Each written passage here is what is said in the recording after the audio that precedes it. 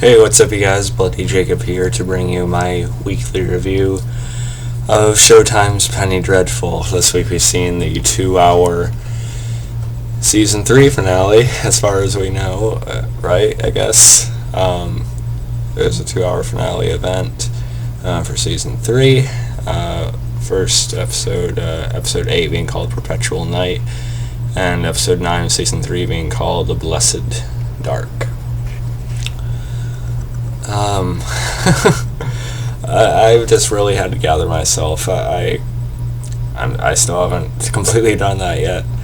I'll just start off. It was a really, really good couple of episodes. Probably 2 of some of the best we've ever gotten in the series, or at least among them. Of course, it's difficult to compare to more like dialogue, 2 character-based episodes that are so brilliant, like The Nightcomers, like the episode we got with the Creature and Vanessa this season, and Closer Than Sisters back in season 1. But this is probably some of the best action we've ever gotten on the series, for sure. Of course, it was great seeing Ethan, Malcolm, and Kaya Dene, and the rest of them return to London. Of course, Ethan going into wolf mode, and seeing that moment of him slaughtering all the underlings, vampires left and right, was really cool. And getting the reveal that Kaya Dene is actually a werewolf as well, the one who turned Ethan, because after thinking that he was the one who was chosen to save his people, that's why he was given this power. His people kept dying, and then he seen that Ethan was meant for greater things, someone who could not just save his people, but all people. So that part was worked pretty well. Some people sort of talked about that likely possibility. Me and my girlfriend were even talking about it a couple weeks ago. But I still think it paid off pretty well. It was good. I sort of liked the whole atmosphere these 2 episodes had as well. With the fog, it just created a really good atmosphere. Penny Dreadful already has a really good, realistic yet creepy and supernatural atmosphere, and this fog really helped to give it that feeling. Also more like a claustrophobic, almost walls closing in type feel to it as well, because a lot of the regular humans were staying indoors, and it turns out, as Kadriana said, that's slowly killing them. There have been quite a few people who had already died just from being out there. I did find it a little bit ironic that characters like the Creature's family and all of the women that were with Lily and Dorian back at their place, just all happened to be inside at the time, so they could let their specific storylines play out in their own way. But it's still really cool. Like I said, it created a great atmosphere. And you probably notice I'm jumping around a lot here because it'd be really hard to go through both of the episodes detail by detail right now, because I just really want to talk about that ending, man. There's really not much else I can focus on other than that. We also had Dorian. Again with Lily, we had that hand touch moment with Victor before she tried to attack him. I felt like that part was a little bit cheesy. I don't know, it was a little bit off. But Victor ends up releasing her anyway. After she tells the story of losing her daughter, Sarah Croft. Which is again well acted. But I think that that's been people's least interesting part of the show, really. Of course, the Creature's son also unfortunately passed away, and this caused the Creature to lead into this moral choice of sorts. His wife Marjorie had wanted him to take their child to Dr. Frankenstein, or to resurrect him or bring him back. But the Creature knows the pain he has been through because of that process, and he doesn't want his son to experience the same. But his wife basically gives him this really, really crushing ultimatum, either try and save him, bring him to Dr. Frankenstein, or turn away from here forever. I felt that was a little bit overboard. I know how desperate she must be to have her son back again, but at the same time, it's like she doesn't understand the darkness the Creature's gone through, and what would that would mean for her son, But that part was crushing as well. It was cool, seeing Malcolm, Kadriana, and Dr. Seward teaming up. I thought Dr. Seward was going to die. I was pretty happy she didn't. Of course, she carried that gun. She's a New Yorker. The gunplay and such. I can't remember the quote well, but Dr. Seward is pretty cool in this episode. She also hypnotized Renfield to find out the location of where Vanessa supposedly was. We also had a really good quote from Dorian, not Dorian, Lily. Scars that make us who we are, but without them we don't exist. Again, leading into what happened to her daughter. So I got Victor releasing her. Dorian also sent all the ladies away, while he still felt like it. And they ended up killing that main girl recruit that they had gotten in at the beginning of the season.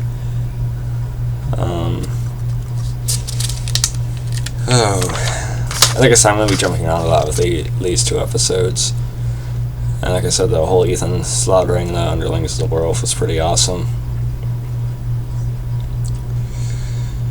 We also had Malcolm bitten by one of the vampires at one point when he thought one of them was Vanessa sitting in the mansion, but Katarina had to cauterize the wound, which is pretty badass of her. Katarina was done pretty well in these 2 episodes. We got to see her true fighting skill and just her intensity as a character. Like implications of things she's been through without really knowing. I did like that part of it.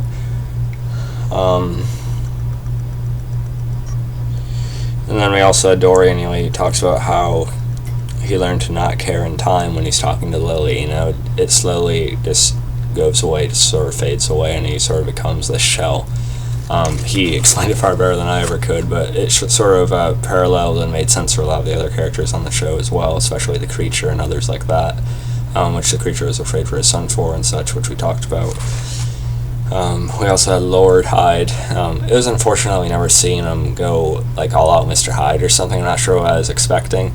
I was expecting some sort of like anger, just completely let loose moment. Maybe he hasn't done it to himself yet. Maybe he's not at that point in his life yet. Maybe it's implying that his story's still to come a little bit later. But that was okay. I guess cool to hear the name, I suppose.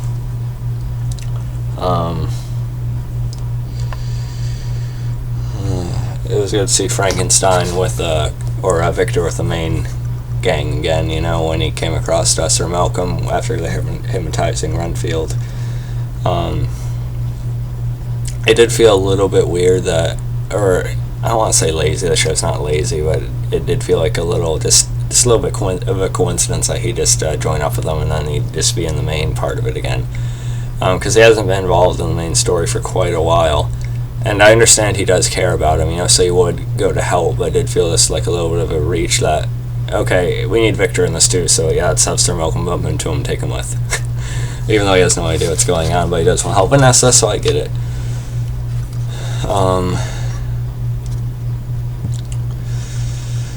Let's see.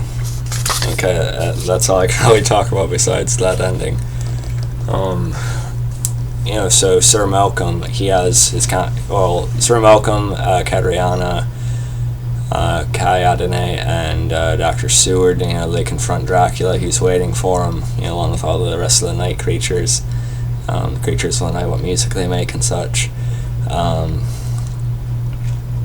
We also learned that Dracula does actually fear Ethan to a certain extent anyway, because he is aware of the Wolf of God, and once he hears about what Ethan and Kayadene did to, his night creatures in the streets, he realizes that's his one singular enemy, the one singular thing he has to worry about facing. So I did like that. Vanessa told him to let him come. It's also unfortunate we didn't see much of Vanessa in either episodes until the end.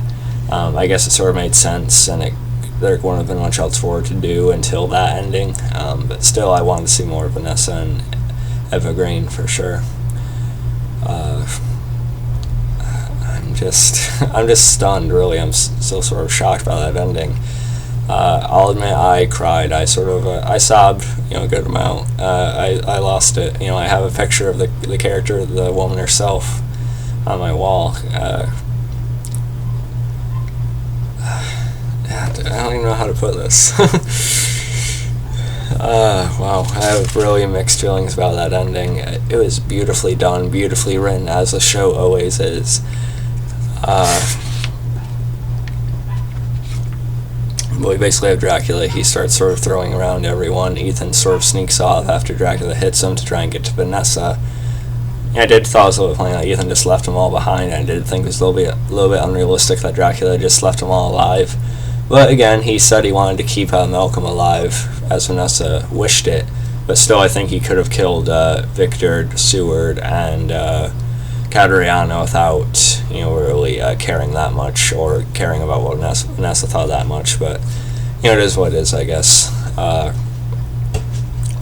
Also, it did feel a little bit odd that Dracula just let Ethan slip away like that. I know he was distracted, but still, he was just taking care of himself so well. Why didn't he notice Ethan going off to try and, get to Vanessa? I don't know.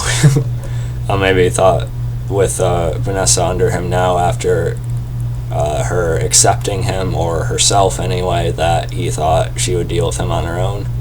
Maybe. Because I did think Dracula had his own really twisted love for her, whether it was abusive and selfish or not. He had something for her, so I'm guessing he had that much confidence in what she was and with what she accepted herself as. But anyway, as far as the final Ethan and Vanessa scene, it was really just heartbreaking. Just, again, beautifully written, beautifully done, as the show always is. But at first I thought Vanessa was going to go vampire mode or something. She was definitely pale enough, so she may have somewhat been a vampire at that point, because I don't know.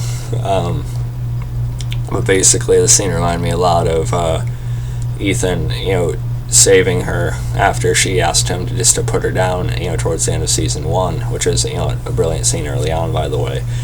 But this time Ethan, he actually does. Vanessa says let it end, and the world will never be safe as long as she's alive. There will always be that darkness hunting for her until the end of days, until just on and on forever. So there would always be people at risk because of her, and so she asks Ethan to do it, and he sees that as the only way now as well, I suppose. And so he pulls the trigger and kills Vanessa. I wept. I'll just say that. Again, beautifully done, but it's just a really, really fucking sad story now.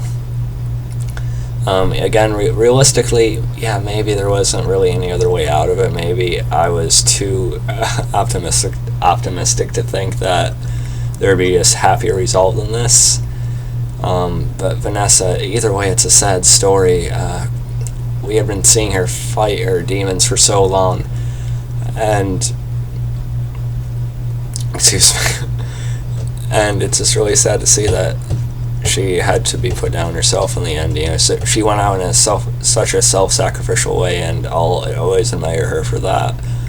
I understood it completely. I understood her mindset with it completely. Again, it's just such a sad ending for such a powerful and wonderful woman and character. Some would say I'm taking this way too seriously. It's a TV show. But when you really love your shows and invest as much as I do into it, and as real fans do, you understand how I'm feeling right now. I really hope she would more fully prevail in the end and get an actual happy life. She more than deserved it. And again, maybe I was hoping for something too happy for what the show is, and that's probably true. But still, nonetheless, it's a downer at the very least.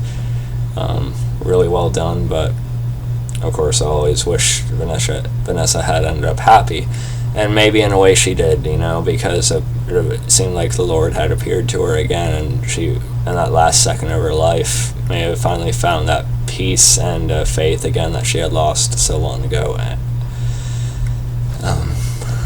Vanessa's in a better place now, so we can take that. And it was really sad to see everyone, carrying her casket, and of course the creature watching, and that almost made me start crying again to seeing his look. it's a shame. It's a shame that I never got to cross into what was going on with Dracula and such. It would have been cool to see him trying to, help or protect her or something. But they shared a connection unlike any others on the show. And him visiting her grave after Malcolm and Ethan were standing there, it really hurt. And you can really feel his pain. He is going to her, probably to,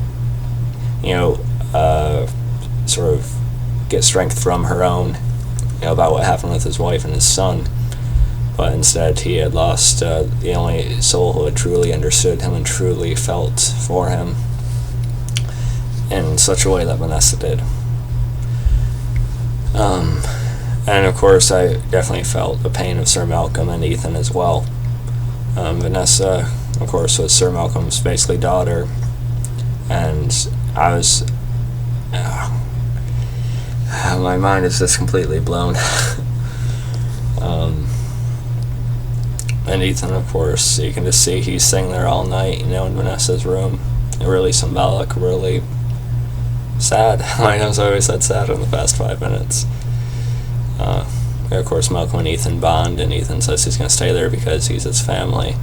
And Malcolm talks about the urge to go on another trip to Africa or India, but now he doesn't, because he sort of believes that Vanessa would want him to find who he is now without her. As he says, Vanessa was sort of like the last link to who he was, and now he thinks he needs to find who he will be now. And and it pretty much ends, with the creature at Vanessa's grave. I may have misplaced the order of the scenes here, but then it rolls to the credits and it says the end, and that's probably going to confuse a lot of people. It's just been promoted as a season 3 finale, not the series finale. But when it says the end and your main character is killed off in such a fashion, can there really be a season 4? I mean, yeah, technically there could follow Ethan and Sir Malcolm as the main characters. Maybe make Katarina more of a core element to it. But unless Vanessa is somehow brought back, unless she's not truly dead forever. Which I guess, I'm not particularly religious, I'll just say that, but in this world it obviously does exist, so she's not truly gone in a sense, when you think about it that way. But maybe Vanessa will be brought back, maybe. But they did talk about reincarnation. Ethan doesn't really like the idea of putting her back on this earth, having her endure more. He wants her to stay at peace where she is at this point. So I don't think that's going to happen either. So it really does feel like the series finale, and I feel like it'd almost cheapen it if it went on after this. I'll hold off to hear an official statement from John Logan or something himself, and I'll do a video on it if I hear anything radically different. But as of right now, it definitely feels like the series finale, and an amazing show all the way through. Beautiful, but such a tragic and sad ending. Vanessa really deserved more, but again, what other way could there have been? Yeah, those are my thoughts on the finale. It's probably the closest I've come to actually crying on camera. If I had done it earlier, I probably would have. But yeah, I don't know what you guys thought about the last 2 episodes in general. Again, really good episodes. It's just really hard for me to focus on anything else but what happened with Vanessa at the end. But let me know what you guys thought about them, particularly the Vanessa thing, and if you think there will be a season 4, if you think this is really the end. And yeah, so I'll catch you guys next time for whatever video I do next. I guess I have to watch Game of Thrones, right? But I'll probably come within the next few days. I'll watch Battle of the Bastards and such, but I just had to focus on Penny Dreadful, and I'm glad I did, no matter how sad it was. Penny Dreadful is just beyond anything else. But yeah, hope you guys enjoyed this video, and I'll catch you guys next time. Follow me on Facebook, Twitter, and lookforInspoiled.com. And peace. Bye, Vanessa.